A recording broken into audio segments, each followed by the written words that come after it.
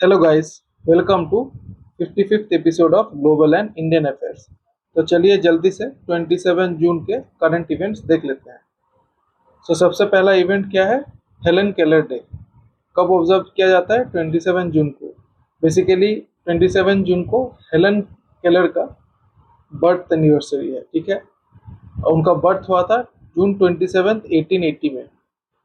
But उनका birthday celebrate करने का रीज़न यही है कि वो बेसिकली बचपन में उनको एक बैक्टीरियल इन्फेक्शन हो गया था उनके आँख में। तो उसके बाद से उनका देखने का, सुनने का, बात करने का जो कैपेबिलिटी है वो चला गया था, ठीक है। बट इसी वजह से वो जब बड़ी हुई तो काफ़ी ख्याति उन्होंने अर्जन किया, ठीक है। वो एक प्रोलिफिक राइटर थी, मतलब काफ़ी सारे बुक्स लिखे हैं उन्होंने, ठीक है। फिर American Foundation for the blind, इसको भी इन्होंने एस्टैब्लिश किया था, ठीक है। क्योंकि वो खुद इस प्रॉब्लम से भुगत रही थी, तो American Foundation for the Blind को भी एस्टैब्लिश किया था उन्होंने, ठीक है। And served as an advocate for people with disabilities. So जैसे कि आप देख रहे हैं, उन्होंने सोशल वर्क काफ़ी कुछ किया है, जिसके वजह से उनके बर्थ एनिवर्सरी को हेलन केलर डे के हिसाब से ऑब्जर्व किया जाता है, ठीक है। Keller passed away in Eastern Connecticut on June 1st, 1968 at the age of 87, but her legacy of public service and resilience endures forever. In 2006, the President of the US proclaimed Helen Keller Day along with a number of notable international organizations that assist the blind and deaf. So 2006 में establish किया था किसने? President of the United states ने, ठीक है। Helen Keller day establish किया था। सो ये है हेलन केलर। तो काफ़ी सिंपल क्वेश्चन आ सकता है आने से, केलर डे कब मनाया जाता है? 27 जून को। किसने एस्टेब्लिश किया था? President of the United states. कब एस्टेब्लिश हुआ था? 2006, ठीक है। चलते हैं नेक्स्ट इवेंट पे। कल के एपिसोड में हम लोगों ने डिस्कस किया था कि 27 जून को MSME day, international MSME day मनाया जाता है, ठीक है। तो डिटेल्स बाकी आप मेरे पिछले वीडियो में देख सकते हैं, 26 जून वाले वीडियो में। बाकी थीम जो है क्योंकि वो कल के दिन नहीं आया था, आज के दिन आया है, तो थीम हम थोड़ा सा देख लेते हैं। So theme for MSME day in India is future ready MSMEs for India at 100, ठीक है। And global council for the promotion of international trade, उन्होंने थीम रखा है building a strong future together, ठीक है। तो global body is also launching brand 10,000 MSMEs network, a dynamic platform where MSMEs from around the world can connect, learn and grow together. So तीन चीज हमको ध्यान में रखना है। एक तो है इंडिया में एमएसएमई डे का थीम था future ready MSMEs for India at 100। Theme medium size का है तो आने का चांसेस है, ठीक है। ज्यादा लंबा होता तो आने का चांसेस नहीं होता। Global council for promotion of international trade ने थीम रखा है building A stronger future together, and साथ में उन्होंने एक कैंपेन भी लॉन्च किया, एक नेटवर्क भी लॉन्च किया है। सो ब्रांड 10,000 एमएसएमईज, ठीक है। सो इसको थोड़ा सा ध्यान में रखिएगा। सो क्वेश्चन आ सकता है कि which of the following organizations recently launched the brand 10,000 MSMEs network as a part of the MSME Day celebrations? The answer is Global Council for the Promotion of International Trade, ठीक है।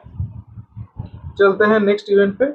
With a view to strengthen the farmer-based disease reporting system and for improving the reporting of aquatic animal diseases in the country, Union Minister for Fisheries, Animal Husbandry and Dairy, Purushottam Rupala, launched the Report Fish Disease Act. So, Union Minister for Fisheries, Animal Husbandry and Dairy, पुरुषोत्तम रूपाला ने report fish disease act launch कर दिया है।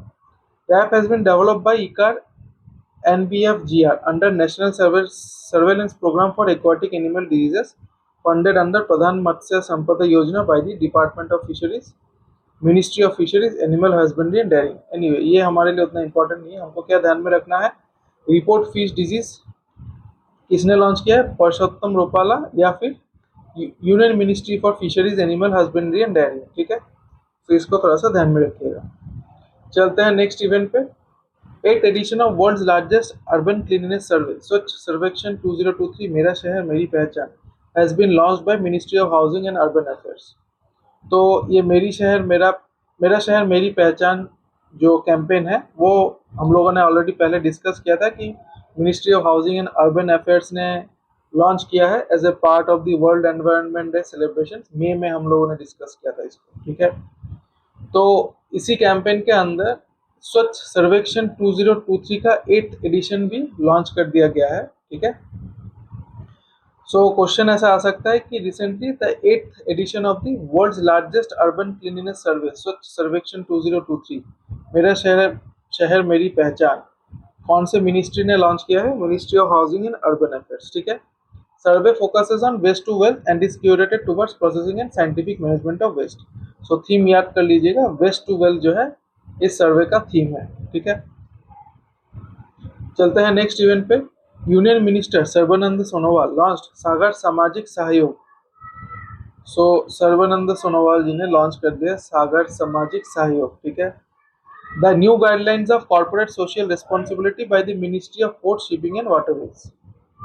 सो basically Sagar Samajik Sahyog जो है वो CSR responsibility यानी corporate social responsibility by the ministry of port shipping and waterways के साथ एसोसिएटेड है, ठीक है। New guideline empowers ports to undertake CSR activities directly. Anyway question कैसा आ सकता है कि recently which of the following schemes या फिर campaign was launched under the was launched as the new guidelines of corporate social responsibility by the Ministry of Ports, Shipping and Waterways. Then सागर सामाजिक सहयोग या फिर उल्टा भी आ सकता है कि recently सागर सामाजिक सहयोग was launched as the new guidelines of corporate social responsibility for which of the following ministries? Ministry of Ports, Shipping and Waterways, ठीक है। चलते हैं नेक्स्ट इवेंट पे। Union minister Parshottam Rupala launched a Nandi portal to timely process applications and grant non objection certification for veterinary drugs and vaccine. So Parshottam Rupala ji ने और एक चीज launch किया है जो है Nandi portal for timely processing of applications and granting non objection certificate for veterinary drugs and vaccine, ठीक है। सो इंडिया में बेसिकली क्या होता है कि ये वेटरिनरी ड्रग्स एंड वैक्सीन के लिए animal husbandry fisheries and dairying का जो मिनिस्ट्री है वो लोग एक NOC प्रोवाइड करते हैं जिसके बाद ही वो अप्रूवल के लिए जा सकता है। किसके पास जाएगा? ये central drug standard control organisation under ministry of health के पास, ठीक है। NOC के बिना वो आगे नहीं बढ़ सकता एंड मिनिस्ट्री ऑफ हेल्थ या फिर CDSCO के पास नहीं जा सकता। तो उसकी वजह से नॉर्मली अभी क्या था कि सब कुछ पेपर बेस्ड था, ठीक है, तो काफ़ी डिले हो जाता था अप्रूवल्स में। तो इसीलिए नंदी पोर्टल को लॉन्च किया गया है ताकि ऑनलाइन सारे अप्रूवल्स हो जाए एंड प्रोसेस काफ़ी फास्ट हो जाए, ठीक है। नंदी का जो फुल फॉर्म है क्या है? NOC approval for new drug and inoculation system. So इसको थोड़ा सा ध्यान में रखिएगा। This digital platform integrate seamlessly with the Sugam portal of the CDSCO and the Drugs Controller General of India, ensuring a more efficient and streamlined approval process, ठीक है।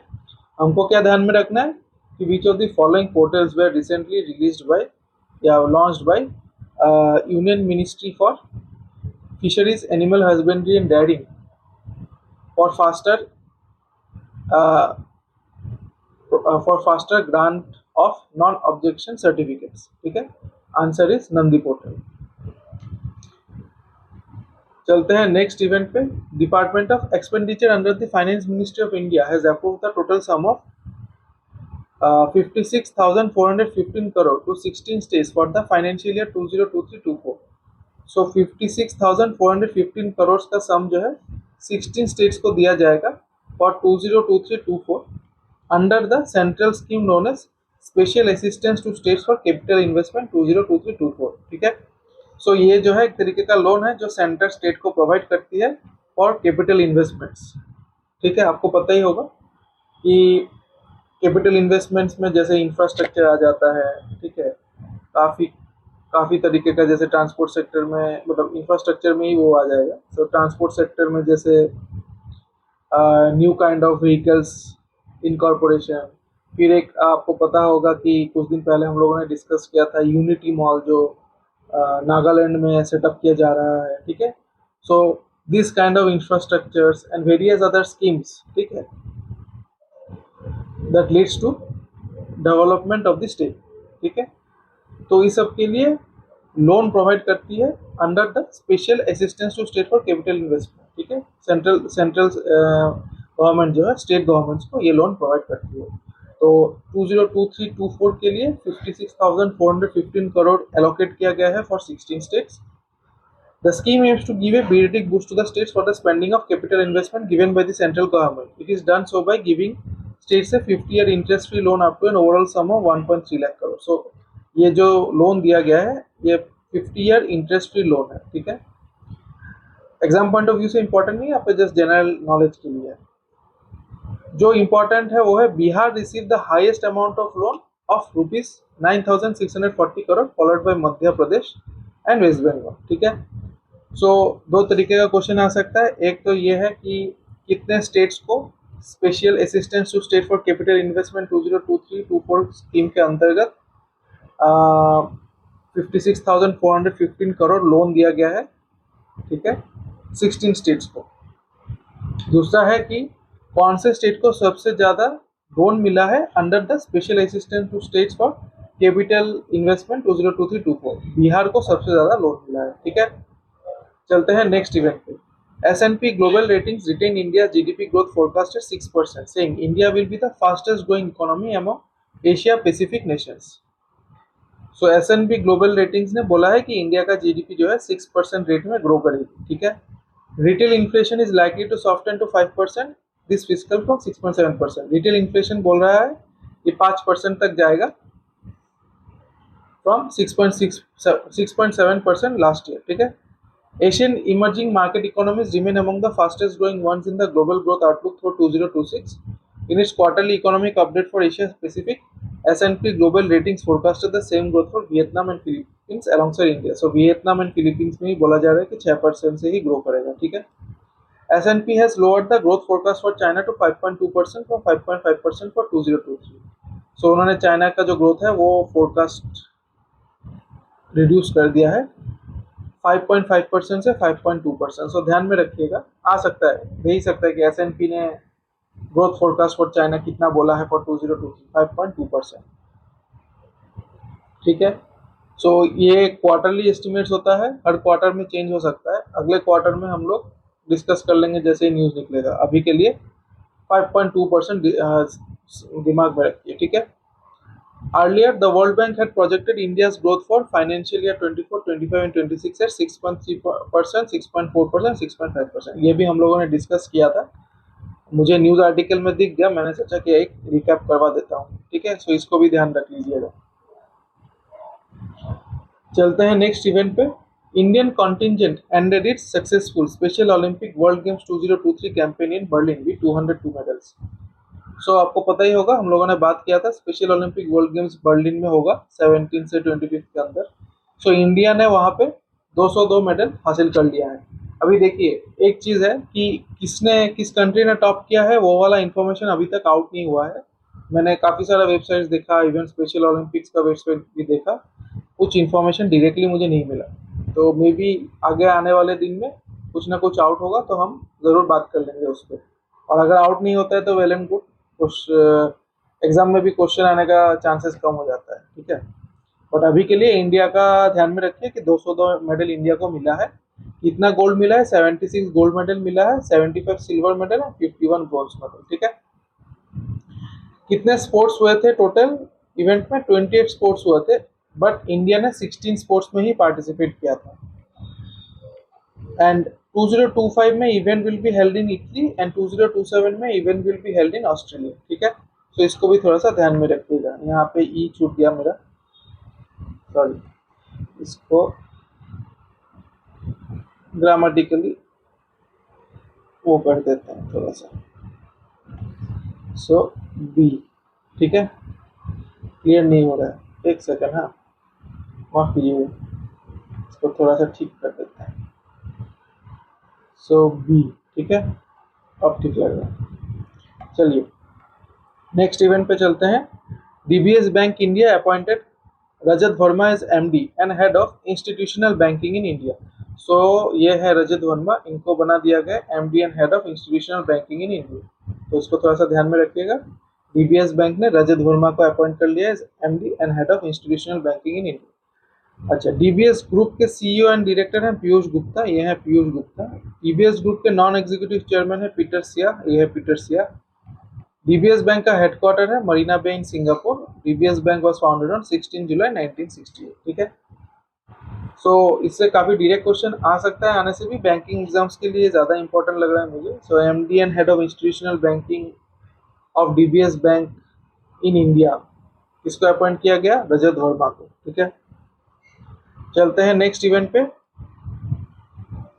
The association of south east Asian nations is planning its first joint military drill amid regional strain with China. आपको पता ही होगा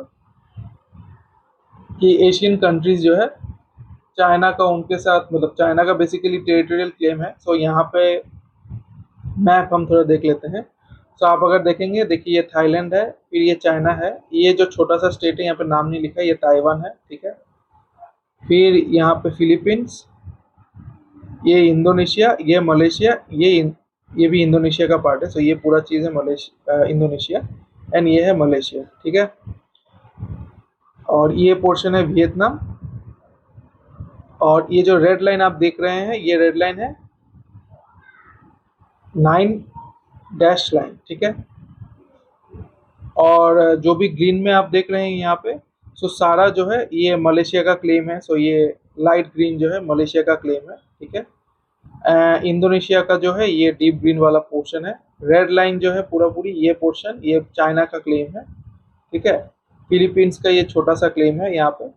सो ये सारे countries का अपना अपना क्लेम है इस साउथ चाइना सी के इस पार्ट में। ठीक है, बट चाइना का जो एक है ना कि डोमिनेट करने का आदत, हाँ, छीन के सब कुछ ले लेगा। सो उसके वजह से काफ़ी टेंशन्स क्रिएट हो रहा है इस एरिया में। ठीक है, तो उसके वजह से क्या होगा कि ये जो एशियन के कंट्रीज हैं, ठीक है, सो ये एक ड्रिल कंडक्ट कर रहे हैं इन द मंथ ऑफ सितंबर। ठीक है, इंडोनेशिया के साउथ नटूना सी के सामने। ठीक है, सो इस ड्रिल का नाम है सॉलिडेरिटी। ठीक है, सो एशियन एक्सरसाइज नेम सॉलिडेरिटी। सो नाम थोड़ा सा ध्यान में रखिएगा। will be held as China is asserting its claim to areas of the South China Sea that are also claimed by the Asian member states Indonesia, Vietnam, Malaysia, Brunei and the Philippines. ठीक है, सो ब्रूने तो map में, okay, ये रहा ब्रूने, claim bye ब्रूने। सो ये वाला portion. ठीक है, this year Indonesia holds the rotating chair of the regional block. ठीक है, सो इसीलिए जो एक्सरसाइज भी है इंडोनेशिया में ही हो रहा है, बिकॉज इस साल इंडोनेशिया जो है एशियन के चेयरमैन है। ठीक है, during the 20th Asian chief of defence forces meeting in Bali organised on June 7, 10 Asian military chiefs agreed to conduct routine joint training and coordinated patrols in waters of the South China Sea. There will be the Army, Naval and Special Forces involved from September 18 to September 22. अच्छा, Asian में कितने members है? सो 10 members है। ठीक है, ये आपको थोड़ा सा ध्यान में रखना होगा कि एशियन में जो है देयर आर 10 मेंबर्स। आपको ऑलरेडी पता ही होगा, बट एनीवे हम अगर पता है तो रिफ्रेश कर लेते हैं। ठीक है, अच्छा, एक्सरसाइज का नाम क्या है? सॉलिडेरिटी, इसको भी ध्यान में रखना है। China says most of the South China Sea, or approximately 90% of the 3 million square kilometer South China Sea, lies within the 9-dash line that it views as a maritime border. The US has reported to China's claim on the South China Sea by vowing to protect and preserve the rules-based maritime order along with Asian and East Asia Summit. So basically China तो territorial claim कर रही है, but US जो है आपको पता ही है कि यूएस वो अगेंस्ट में है, वो तो चाइना के अगेंस्ट में खड़ी होती है, एंड ये सारे कंट्रीज को वो सपोर्ट कर रही है। ठीक है, तो वही बोल रही है कि इनका जो आइडेंटिटी है और जो मेरीटाइम बॉर्डर है इसको प्रिजर्व करने का पूरा कोशिश यूएस विल डू। ठीक है, एशियन मेंबर्स कितने हैं? 10। तो 10 तो हैं, हम लोग को पता चल गया। एंड 10 कंट्रीज कौन कौन से? ब्रूने, Cambodia, Indonesia, Laos, Malaysia, Myanmar, Philippines, Singapore, Thailand, Vietnam. ठीक है, एशियन सेक्रेटरी जनरल कौन है? काओ किम होन। सो ये रहे एशियन सेक्रेटरी जनरल काओ किम होन। ठीक है, 2023 चेयरमैनशिप इंडोनेशिया हम लोगों ने ऑलरेडी बात कर लिया है।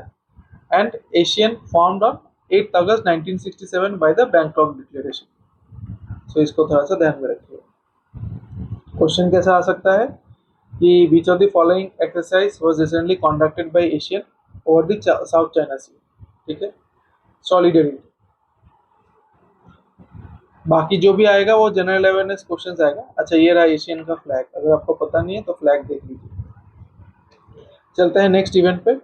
International federation of association football announced Indonesia as the host of the 19th edition of the 2023 Under 17 World Cup।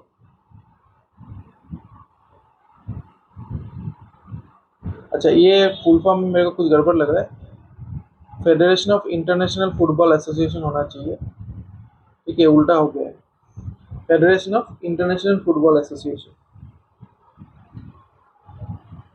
Anyway आपको पता ही होगा। सो मे भी ऐसा हो सकता है कि जिस रिपोर्टिंग वेबसाइट से मैंने लिया है, ठीक है, उनका या तो एरर हो सकता है या फिर मे बी एक इन जनरल रेफरेंस भी हो सकता है कि ऐसे बोला जाता है, ठीक है, मीनिंग सेम है। हम फीफा पे बात कर लेते हैं। तो फिर FIFA announced Indonesia as the host of the 19th edition of the 2023 under 17 world cup, ठीक है, replacing Peru which will be held from November 10 to December 2। So Peru में पहले होस्ट होने वाला था, बट पेरू में बिकॉज ऑफ फाइनेंशियल क्रंच, ठीक है, उनका इकोनॉमी का कंडीशन अभी उतना खास नहीं है, तो उसके वजह से उन्होंने इवेंट कैंसिल कर दिया था, अप्रैल में ही वो बोला था। फिर इंडोनेशिया जो है, इंडोनेशिया ने अपना इंटरेस्ट जताया था, तो इंडोनेशिया को अप्रूवल मिल गया है 19th एडिशन को होस्ट करने का। सो क्वेश्चन कैसा आ सकता है कि which of the following countries will host the 19th edition of the 2023 under 17 world cup, Indonesia, ठीक है। The event will be attended by 24 teams फ्रॉम 6 कॉन्फेडरेशंस, तो 24 टीम रहेगी 6 कंट्रीज से, Argentina, Brazil, Germany, Spain, Morocco and Indonesia जो है वो debut करेगी। तो इसको थोड़ा सा ध्यान में रखिएगा, इंडोनेशिया विल डेब्यू, ठीक है। सो 6 कंट्रीज यहाँ पे हो जाते हैं। In addition to appointing Indonesia as the host of the Under 17 World Cup, FIFA also announced Colombia as the host of 2024 Under 20 Women's World Cup. Uzbekistan is the host of 2024 Futsal World Cup and Dominican Republic as the host of 2024 Under 17 Women's World Cup, ठीक है। सो ये थोड़ा सा ध्यान में रखिएगा, question आ सकता है 2024 अंडर 20 वीमेंस वर्ल्ड कप कहाँ पे होगा, कोलंबिया में। 2024 फुटसल वर्ल्ड कप कहाँ पे होगा, उज्बेकिस्तान में। 2024 अंडर 17 वुमेन्स वर्ल्ड कप कहाँ पे होगा, डोमिनिकन रिपब्लिक, ठीक है। चलते हैं नेक्स्ट इवेंट पे। Doctor K Venugopal, chief consultant in respiratory medicine at general hospital Alappuzha, has been selected for an award instituted by the Indian Medical Association to commemorate National Doctors Day on July 1st under the category of community service। तो इसको थोड़ा सा ध्यान में रखिएगा, मुझे उतना important नहीं लगता है, बट एनीवे ध्यान में रखिएगा, ठीक है। डॉक्टर के वेणुगोपाल को मिला है इंडियन मेडिकल एसोसिएशन के द्वारा एक award in category of community service, okay. चलते हैं नेक्स्ट इवेंट पे। World drugs report 2023 was recently released by the United Nations Office on Drugs and Crime। So very important, world drugs report किसने release किया था, United Nations office on drugs and crime, ठीक है। According to the UN report, the estimate of people who inject drugs in 2021 stands at a staggering 13.2 million, representing an 18% increase compared to previous estimates। So drugs जो है, ठीक है, जो लोग inject करके consume करते हैं उसको, उसका जो टोटल नंबर ऑफ पीपल हैं वो है 13.2 मिलियन, विच इज़ ह्यूज, ठीक है। और ये बोला जा रहा है कि इस रिपोर्ट के अकॉर्डिंग बोला जा रहा है कि 18% इंक्रीज वाला फिगर है। ईस्टर्न यूरोप में एंड नॉर्थ अमेरिका में highest estimated prevalence of people who inject drugs, ठीक है। सो ये दो रीजन्स में सबसे ज़्यादा पीपल जो है ड्रग्स कंज्यूम करते हैं as a by injecting them, ठीक है। And in absolute terms, North America now has the highest number of individuals that report injecting drugs ahead of East and Southeast Asia। So North America में सबसे highest number of individuals हैं जो drugs inject करते हैं, which is very bad, ठीक है। So drugs तो health के लिए खराब होता है, and ये रिपोर्ट जो है काफ़ी ग्रिम सिचुएशन डिस्प्ले करता है, ठीक है, वर्ल्ड का, सिर्फ इंडिया का नहीं, वर्ल्ड का। वैसे यहाँ पे इंडिया को लेकर मुझ कुछ खास वो मिला नहीं, ओवरऑल वर्ल्ड का ही मिला है। एंड यही दो रीजन है, eastern Europe and north America, जिसमें सिचुएशन काफी ग्रीन है। ठीक है। Globally, over 296 million people were reported to have used drugs in 2021, reflecting a concerning increase of 23% over the past decade. Okay, over the past 10 years, there has been a 45% surge in individuals experiencing drug use disorders, reaching a staggering total of 39.5 million. Despite the escalating burden of drug use disorders, the report highlights that fewer than 20% of people with drug use disorders are currently in the treatment. This significant treatment gap raises concerns about the accessibility and availability of support services. Furthermore, report reveals that only 27% of women who use amphetamine type stimulants receive treatment, indicating gender disparities in access care. एक तो है कि drug consumption जो है वो कम नहीं रहा है, दूसरा ये है कि ड्रग रिलेटेड डिसऑर्डर्स जो है एंड उसके अगेंस्ट में जो ट्रीटमेंट है उसका भी सिचुएशन काफ़ी खराब है। ठीक है। Drug use disorders related treatment जो है मोस्ट ऑफ द कंट्रीज में उतना एक्सेसिबल नहीं है या फिर उतना सपोर्ट सर्विसेज नहीं है, और जो वीमेन यूजर्स है उनके लिए सिचुएशन और भी खराब है due to gender disparities. Report emphasizes that youth populations are particularly vulnerable to drug use and substance use disorders in various regions. हाँ, सो यूथ पॉपुलेशन जो है वो ज़्यादा ड्रग यूजर्स होते हैं। ठीक है। In Africa for instance 70% of people in treatment for drug use are under the age of 35। So Africa में अंडर द एज ऑफ 35 जो है पॉपुलेशन वो 70% of the people in treatment for drug use. इसका मतलब जो treatment ले रहे हैं फॉर ड्रग यूज, ठीक है, उसमें से 75% people are under the age of 35। ठीक है। सो यंगस्टर्स ज़्यादा ड्रग कंज्यूम कर रहे हैं और लेट से कंज्यूम करते थे, अभी ट्रीटमेंट ले रहे हैं। While in South America more than half of those in drug treatment are under 25 years old. South America में तो और भी कम एज के लोग ड्रग कंज्यूम कर रहे थे। ठीक है। The bulk of global illicit opium production continues to take place in a limited number of countries, notably in Afghanistan. So Afghanistan जो है सबसे लार्जेस्ट प्रोड्यूसर ऑफ ये ओपीएम है। ठीक है। Followed by Myanmar and then Mexico. Okay, so इसको थोड़ा सा आप ध्यान में रख सकते हैं। रिपोर्ट के हिसाब से मुझे दो ही चीज़ इंपॉर्टेंट लग रहा है कि वर्ल्ड ड्रग्स रिपोर्ट 2023 किसने रिलीज किया था? United Nations Office drugs and crime. And opium, global opium production सबसे ज़्यादा कौन सा कंट्री में होता है? अफगानिस्तान। ठीक है। बाकी कुछ फैक्ट्स। यूएनओडीसी एग्जीक्यूटिव डायरेक्टर कौन है? घड़ावली। सो यह है घड़ावली। यूएनओडीसी हेडक्वार्टर वियना ऑस्ट्रिया में है एंड यूएनओडीसी फाउंडेड इन 1997। ठीक है। यह है, सो ये यूएन का ही लोगो है।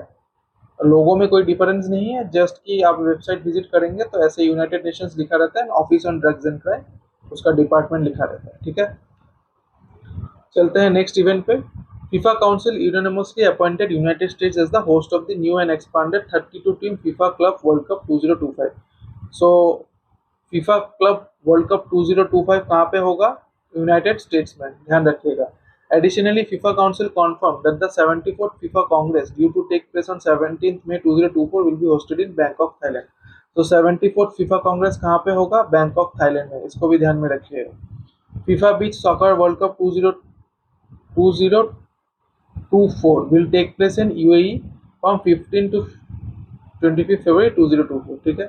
सो ये 2024 यहाँ से 4 कट गया है, सो इसको भी ध्यान रखिएगा। FIFA beach soccer world cup 2024 will be held in February 2024। ठीक है, इन UAE।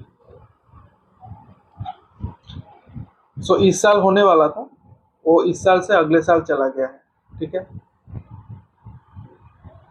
चलते हैं नेक्स्ट इवेंट पे। Mastercard CEO Michael Miebach join the board of directors of the US India strategic and partnership forum. So Michael Miebach, ये है Michael Miebach, इन्होंने join कर लिया है board of directors of the US India strategic partnership forum. The US India strategic partnership forum is committed to creating most powerful strategic partnership between US and India. Okay, so US and India में strategic partnership build करने का ही main target है इस forum का। ठीक है। US ISPF के president and CEO है डॉक्टर मुकेश अघी। सो ये है मुकेश अघी। और हेडक्वार्टर है वाशिंगटन डीसी में। ये है USISPF का लोगो।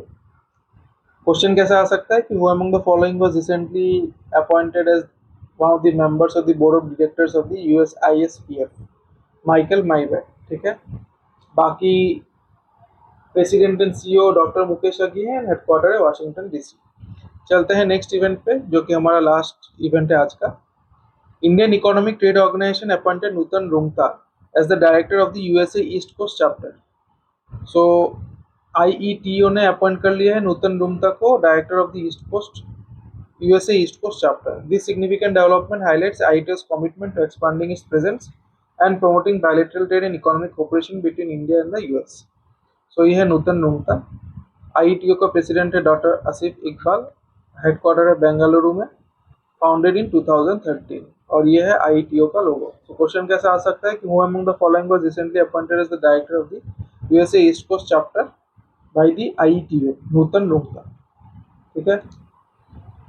तो चलिए गाइस, आज का क्वेश्चंस कुछ ट्राई कर लेते हैं। Who among the following was recently appointed as the director of the USA East Coast chapter by the Indian Economic Trade Organization? नूतन रुंगता, ठीक है। सो रूबी सिन्हा जो है वो ब्रिक्स CCI के WE, ठीक है, उस पर अपॉइंट किया गया था एज आई थिंक प्रेसिडेंट, ठीक है। चलते हैं नेक्स्ट क्वेश्चन पे। Indian economic trade organisation headquarter is located in Bengaluru. Which of the following ministries recently launched the Nandi portal to timely process applications and grant non-objection certification for veterinary drugs and vaccines? ये है ministry of fisheries, animal husbandry and dairy, ठीक है। According to S&P Global Ratings, India's GDP growth forecast is pegged at dash for financial year 2023-24, 6%. US-India Strategic and Partnership Forum is headquartered in Washington DC. Recently, Department of Expenditure under the Finance Ministry of India approved a total loan of 56,415 crore under the Special Assistance to States for Capital Investment 2023-24 scheme to be distributed across how many states? 16 states. Which of the following states received the highest loan under the Special Assistance to States for Capital Investment 2023-24 scheme of central government? Bihar. Who among the following was recently appointed as the MD and Head of Institutional Banking by DBS Bank in India? Rajat Verma. How many medals did India win at the Special Olympic World Games 2023? World Games 2023. 202. Which among the following countries was recently appointed as the host of 2023 Under-17 World Cup? Indonesia. Which of the following apps was recently launched by the Ministry of Fisheries, Animal Husbandry and Dairying for improving the reporting of aquatic animal diseases in the country? Report Fish Disease. The 8th edition of World's Largest Urban Cleanliness Survey, Swachh Sarvekshan 2023 Mera Shahar Meri Pehchan, was recently launched by Ministry of Housing and Urban Affairs. Union Minister Sarbananda Sonowal recently launched the Sagar Samajik Sahyog, the new guidelines of corporate social responsibility for which of the following ministries? Ministry of Post, Shipping and Waterways. Helen Keller Day is observed on 27 June. United Nations Office on Drugs and Crime is headquartered in Vienna. World Drugs Report 2023 was recently released by which of the following organizations? UNODC. Association of Southeast Asian Nations is planning its first joint military drill amid regional strain with China. The exercise is called Solidarity. How many members are there in the ASEAN? 10. How many countries will represent the 24 teams playing in the 2023 Under-17 World Cup in Indonesia? 6 countries. Which of the following countries will host the FIFA Club World Cup 2025? USA. So guys, आज के लिए इतना ही। मिलते हैं अगले episode में। आशा करता हूँ ये एपिसोड आपके लिए काफ़ी इन्फॉर्मेटिव रहा होगा। अगर अच्छा लगे तो काइंडली लाइक कीजिएगा, चैनल को सब्सक्राइब कीजिएगा एंड अपने दोस्तों के साथ वीडियो को शेयर कीजिएगा। और अगर लगे कि मैंने कुछ गलत बोला है तो डेफिनेटली कमेंट्स पे मुझे बता के करेक्ट करवा दीजिएगा। तो चलिए मिलते हैं कल के एपिसोड में। Good night and thank you.